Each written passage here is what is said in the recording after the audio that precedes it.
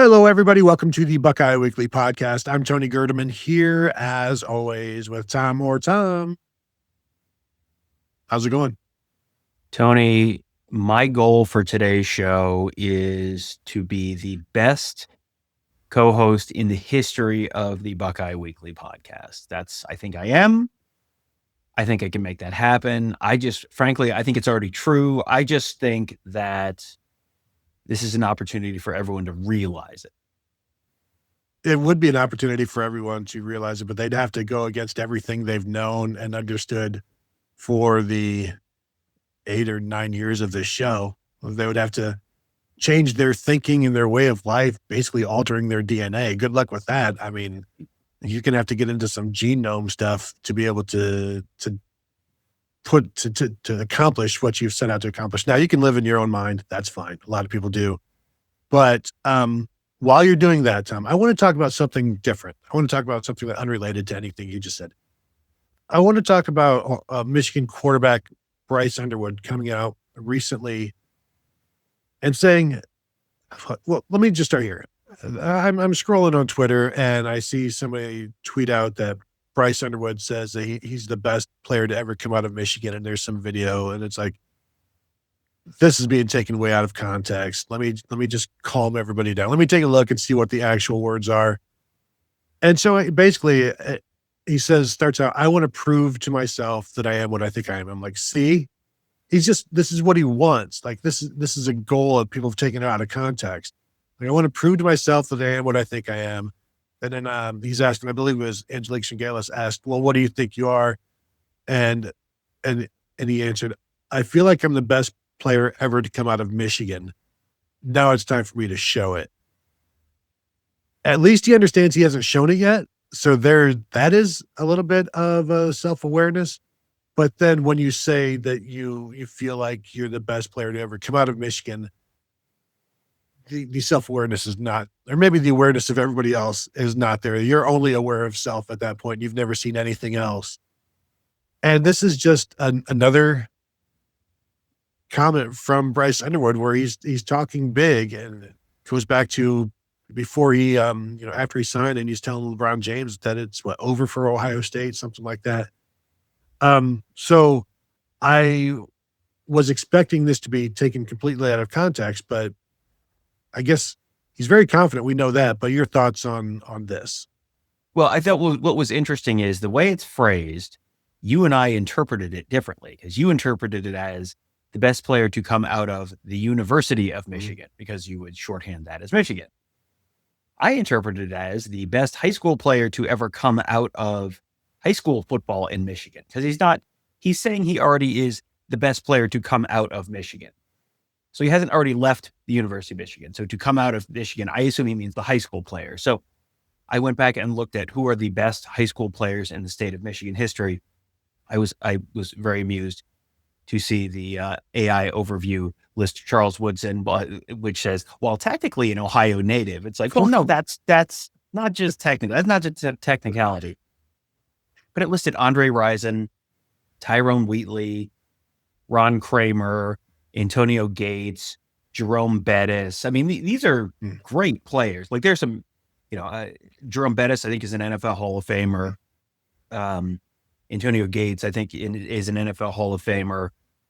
Tyrone Wheatley was an incredible running back for Michigan. Andre Rison was an incredible player for Michigan State, and then the Falcons, and had some questionable dating history. But other than that, he really had a phenomenal career as well. And so I think Bryce Underwood maybe I think he's in that conversation right now in terms of the most hyped players ever to come out of the Michigan high school ranks.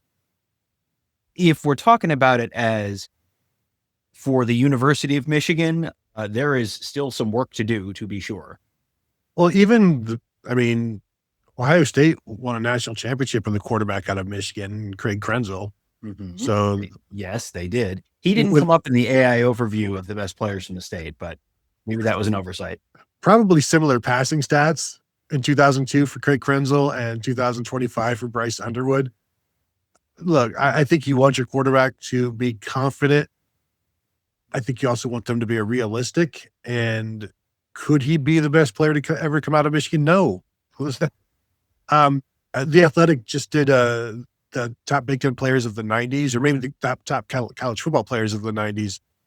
And I was pleased that they had Orlando Pace in the top 5, but they had him number 2 to Charles Woodson, who was number 1. And we can debate that, but that's another show. But either way, to think you're the best player to come out of the University of Michigan, or to think you're the best player to come out of Michigan high school football, that's incorrect. That is not remotely close. And even if you are the most hyped player to come out of the state of Michigan, you still have to prove it on the field. And there have been better freshman seasons at quarterback, all over the place. So, throw Terrelle Pryor out there. Probably, I don't know that Braxton Miller, and these are not Michigan players, but like just examples of true freshman quarterbacks, like Braxton Miller, I wouldn't say had a better season than Bryce Underwood, but Terrelle Pryor took Ohio State to a BCS game in 2008. And it's just interesting to see these continued statements and the difficulties that he ran into last year. And now he's got a quarterback's coach and everything's going to be fine. That hasn't necessarily been seen yet. There's been no evidence of that. We talked after watching the Michigan spring game. This looks like the same guy. And he looked like the same guy in November that he looked like in September. And so where is this development? Where is it now going to show up like, oh, okay. Yes, that freshman season was a complete learning experience, and now he's ready to go. And sure, everybody grows most from their freshman year to sophomore year, but it's got to be more than just confidence that grows. Yeah, and I was just pulling up his stats versus Chad Henne's stats as freshmen, and Chad Henne, they completed almost a virtually identical completion percentage, 60.2 to 60.3, and Underwood threw for about 300 fewer yards. He threw for 14 fewer touchdowns and 2 fewer interceptions. And yeah, he ran. Chad Henne, as you may remember, was not a particularly mobile quarterback. Underwood ran for 392 yards and 6 touchdowns. Chad Henne did not. He had negative 137 yards rushing and 2 touchdowns. So, if you want to say if you want to give him extra credit for the rushing and say that overcomes the, more than double the number of touchdowns thrown, sure, okay. But, then you're the, one of the best or tied for the best true freshman quarterback seasons in Michigan history, which there just have not been very many of. So, yeah, I think he could absolutely get there. The talent is potentially there for him to get to the point that he becomes one of those players later in his career. It could happen this year. We'll see how much growth there is. But right now, there's the philosophy that you want to underpromise and overdeliver, and that is like very clearly not the philosophy that Bryce Underwood has chosen to embrace. Which that's fine. Like there are people who will talk to you, let you know, and then deliver on it. And if you can deliver on it, that's fine and that's great. But right now, you haven't seen it on the field yet. Like he's had individual moments, but was he, how would you compare Bryce Underwood's freshman season to Terrelle Pryor's freshman season? I think they were similar to me in a lot of ways, where you watched the throwing and it was like, oh, there's going to be a lot of work that's needed there. And you could just sort of out athlete people at times, but it was still that, the Terrelle Pryor progress was a 3-year process where it got better every year, but it never quite got to what you thought it might get to. He never turned into the top 5 draft pick. You wonder what it would have looked like had he gotten a 4th year there. But, you come in, I'm sure Bryce Underwood came into Michigan thinking, I'm going to be the number 1 pick in the draft and it's going to take me 3 years. Is he on track for that right now? I mean, he could certainly get there, but watching the freshman season, I don't know that I looked at that and thought, yeah, he's right on track to be that guy. No, I mean, you look at his passer rating, and it's It was a little bit better than Davis Warren the year before. It's well below JJ McCarthy. At this point, he's not playing as well as he's not playing as well as Cade McNamara or Jake Rudock, in terms of the Terrelle Pryor comparison, Bryce Underwood threw twice as many passes his freshman year as Terrelle Pryor. Terrelle Pryor threw 12 touchdown passes and Bryce Underwood threw 11. Mm-hmm. And so just Pryor was more efficient, obviously a better runner, but and you could argue that the quarterback coaching in Terrelle Pryor's time was not that great either. And maybe that's why there was the lack of development. But could he get there?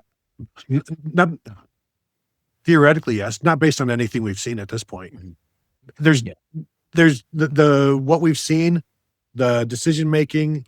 There's nothing pointing at him being any better than anybody else. Like, is JJ McCarthy the best player to ever come out of Michigan? Could he be better than JJ McCarthy at this point? Have you seen anything that makes you think he's better than JJ McCarthy when JJ McCarthy's at his luckiest and best? No, I don't think he's any further ahead of JJ McCarthy than he don't think he's further ahead of McCarthy than McCarthy was at this point of his career. And and JJ McCarthy had a solid career at Michigan. It wasn't, it was not and he ended up being a first round pick. How was that going? Depends on who you ask. Ask 9, he'll tell you. But right now, Underwood is a lot of, you're hearing positive buzz, but you didn't see it. Once again, the spring game this year looked a lot like the end of last year. And, you have heard us tell you 1,000 times, don't read too much into the spring game. And so, I'm not saying this means it's never going to be good ever again, but it does mean there was lots of positive buzz in the spring, and then it didn't really look any different. So you would have expected it to look a little bit different. Now they have fleshed out their wide receiver core a little bit this year. They added Jamie French out of Texas. You've got Andrew Marsh back. He's going to have some weapons this year. He's going to have a new offensive coordinator this year. You're going to be, I think, that might be better suited for what Bryce Underwood is good at. So I am expecting a step forward here, but I'm not expecting, I think he's going to be better this year. I don't think he's going to be anywhere close to on track to get to the place that he keeps talking about wanting to be or already being. Yeah, I mean, us saying it could happen is also like, yeah, it could happen for Aiden Childs. It could happen for this guy. It could happen for that guy. Like, the possibilities exist for a lot of players, but we haven't seen anything close to what he thinks or to match his feelings, I guess. Mm-hmm. But I don't know. I'll ask the Ohio State fans that are watching. What do you think? Do you think he is the best player, on track to be the best player coming out of Michigan, whether it's Michigan high school or Michigan football? And as I told Tom before the show, we know that all of the best players come out of Michigan, the University of Michigan, are from Ohio. So, that's going to be a tough one for him to beat. But anyway, share us your thoughts. Be interested in hearing those and seeing those. If you're listening, a 5-star rating or review is always appreciated. And of course, you can find us over at BuckeyeInsiders.com. Check it out. Sign up. We'll give you an update on how things are going. Things are really, really close to launching. So we're excited about that. That will do it from here. Thank you all for tuning in, and we will talk to you all later.